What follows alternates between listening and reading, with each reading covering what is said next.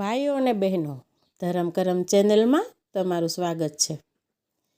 આમ તો આપણે અલગ અલગ ધાર્મિક વાતો કરીએ છીએ, પણ એ બધા ધર્મના કે વ્રતની વાતો કરતાં પહેલાં આપણે અગિયારસનું વધારે મહત્ત્વ હોય છે. અને બધી અગિયારસની વાત કરતાં હવે આપણે અષાઢ મહિનાની વદ અગિયારસ કે જે કામિકા એકાદશી તરીકે ઓળખાય છે એની આજે વાત કરીશું. અને દર વખતે હું કહું છું કે વર્ષમાં 24 અગિયારસ આવે અને અધિક માસ હોય તો 2 વધી જાય. એમાં અમુક અગિયારસ એવી છે કે વિષ્ણુને પણ પ્રિય છે અને એનું મહત્ત્વ અધકેરું છે. ત્યારે આ અગિયારસ છે એ પણ પોતાનું ખાસ મહત્ત્વ ધરાવે છે, કારણ કે આ અગિયારસમાં કદાચ આપણાથી કોઈની જીવહાનિ થઈ હોય, જીવ હત્યા થઈ હોય, જેમ કે નાની એવી કીડી છે એ પણ જો આપણાથી મરી હોય તો એવા બધા પાપમાંથી આપણને મુક્ત કરનારી છે. એટલે આ અગિયારસ થોડીક વધારે મહત્ત્વની છે. તો આજે આપણે અષાઢ વદ અગિયારસ કામિકા એકાદશી તરીકે ઓળખાય છે તેની વાત કરીશું. ઘણા લોકો શ્રાવણ મહિનામાં ગંધર્વ, સૂર્ય, ચંદ્ર, કેટલા બધા ગ્રહ, વિશેષ કરીને ભગવાનની પૂજા કરે છે. એ બધામાંથી પણ આનું મહત્ત્વ વધારે ગણવામાં આવ્યું છે. તો આપણે આ કામિકા એકાદશી વિશે આજે બધું જાણીશું. એ ક્યારે છે એના વિશે જાણીશું, ક્યારે પારણા કરવા અને એનું મહત્ત્વ અને વાર્તા, આ બધું આજે આપણે સમજશું. હવે આપણે જોઈએ કે કામિકા એકાદશી ક્યારે છે. તો કામિકા એકાદશીની શરૂઆત 20 જુલાઈ 2025 ને બપોરે 12:12 ચાલુ થશે અને એકાદશીની સમાપ્તિ 21 જુલાઈ 2025 સવારે 9:38 થશે. અને કામિકા એકાદશીનું વ્રત 21 જુલાઈ 2025 અને સોમવારે રાખવાનું રહેશે. હવે જોઈએ પારણાનું મુહૂર્ત. તો પારણા કરવાનું મુહૂર્ત 22 જુલાઈ 2025 સવારે 5:07 લઈ 7:05 સુધી છે. તો આ સમયમાં આપણે કંઈ પણ લઈ અને પારણા કરી લેવા. દ્વાદશી સમાપ્તિ છે એ 22 જુલાઈ 2025 સવારે 7:05 થઈ જશે. તો હવે આપણે એ જાણ્યું કે આ અગિયારસ કે દિવસે કરવાની છે. હવે આપણે જાણીએ કે એનું મહત્ત્વ શું છે. તો ગંગા, કાશી, નૈમિષારણ્ય, પુષ્કર જેવા ધર્મના સ્થાન છે જ્યાં સ્નાન કરવાથી બધા પુણ્ય આપણને મળે છે ને બધા પાપ નાશ પામે છે. એવા સ્નાનથી પણ જે ફળ મળે ને તેનાથી પણ આનું ફળ વધારે છે, એવું પદ્મપુરાણમાં પણ આનો ઉલ્લેખ છે. ચંદ્રગ્રહણ, સૂર્યગ્રહણ એ વખતે જે આપણે કાશીમાં સ્નાન કરવાથી પુણ્ય મળે એનાથી પણ આનું પુણ્ય વધારે બતાવવામાં આવ્યું છે. હવે આપણે આનો ઉદ્દેશ જાણીએ કે ખરેખર આ શું કામ કરવી જોઈએ એમ. તો ચિત્રગુપ્ત છે એ પણ કામિકા એકાદશીની રાત્રે દીપકનું દાન અને જાગરણ કરવાની મહાનતા કહી શકતા નથી.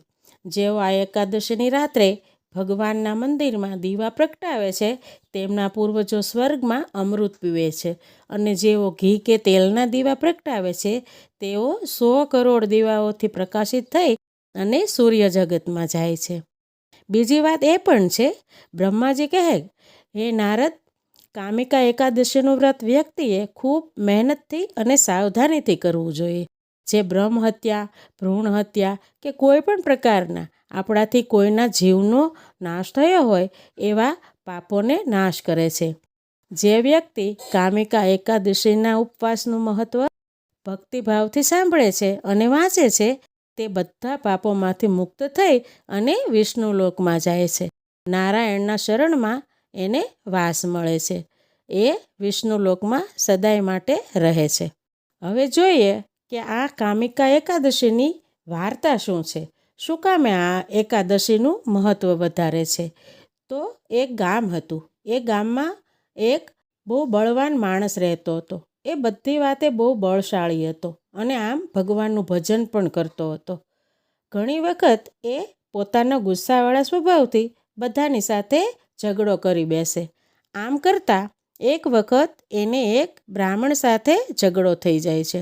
બ્રાહ્મણ એને સમજાવે છે, પણ એનાથી એનો ગુસ્સો શાંત થતો નથી અને એ પોતાના ગુસ્સાને વશ નથી કરી શકતો અને ધીમે ધીમે એ ઝઘડો વધી જાય છે અને અંતે એ મારામારી ઉપર આવી જાય છે અને છેલ્લે એના શક્તિથી એ બ્રાહ્મણને મારી નાખે છે.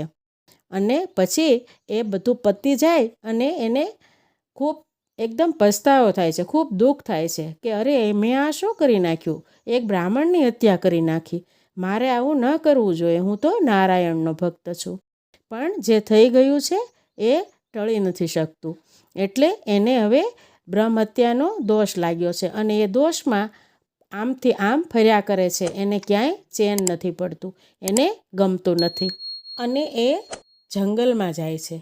આમ તેમ વિચરણ કરતાં એને એક મહાન સંત મળે છે અને એ કહે છે, સંત, મારે એક ઉપાધિ છે, મને એક વાત સમજાતી નથી, તમે મને એનો ઉકેલ બતાવો. તો સંત કહે છે, હા, શું પ્રશ્ન છે? ત્યારે એ કહે છે કે મારો ખૂબ ગુસ્સાવાળો સ્વભાવ છે, હું તો વિષ્ણુનો ભક્ત છું, પણ આવી રીતે મારાથી એક બ્રાહ્મણની હત્યા થઈ ગઈ છે.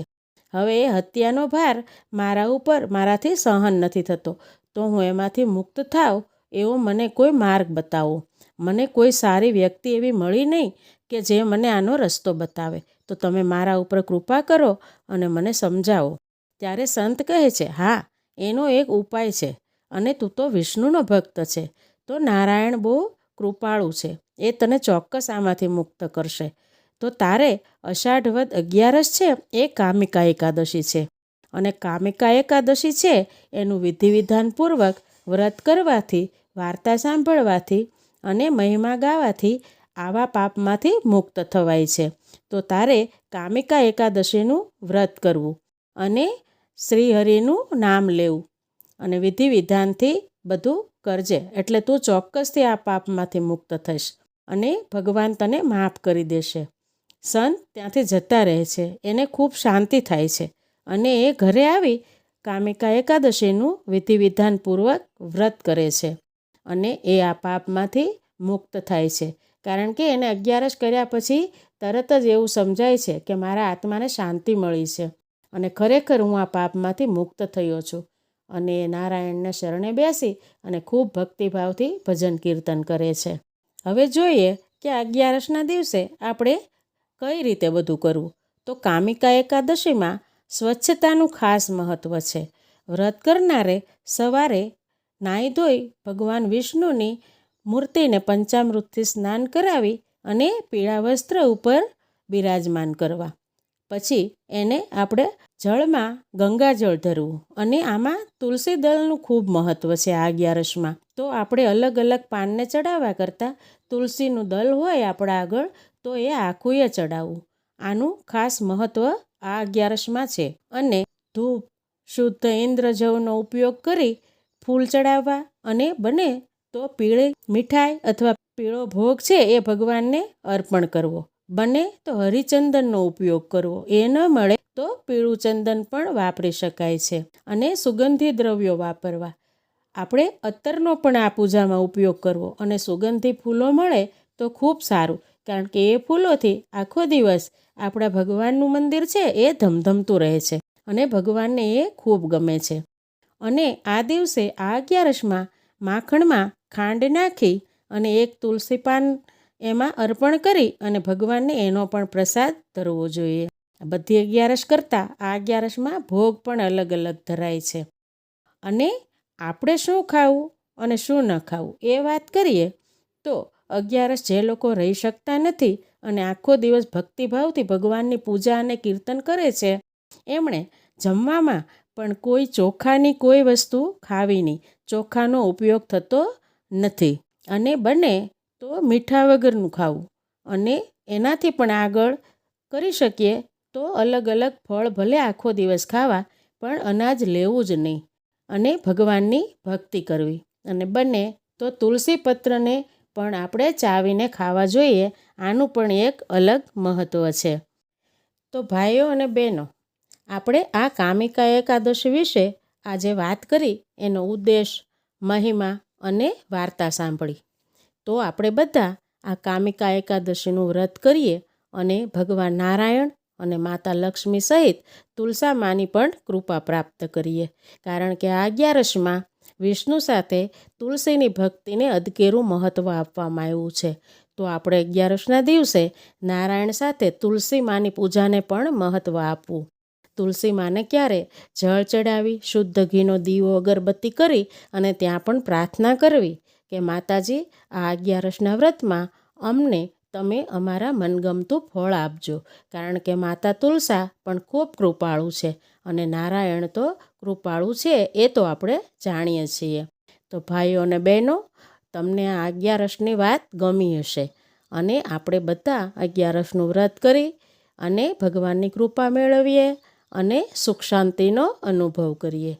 તો ભાઈઓ અને બહેનો, આપણી આ ચેનલને લાઈક, શેર અને સબસ્ક્રાઈબ કરવાનું તો ભૂલતા જ નહીં. અને હા, પાછા આપણે કોઈ નવી વાત લઈ અને ફરી મળીશું. ત્યાં સુધી આપ સૌને મારા જય શ્રી કૃષ્ણ.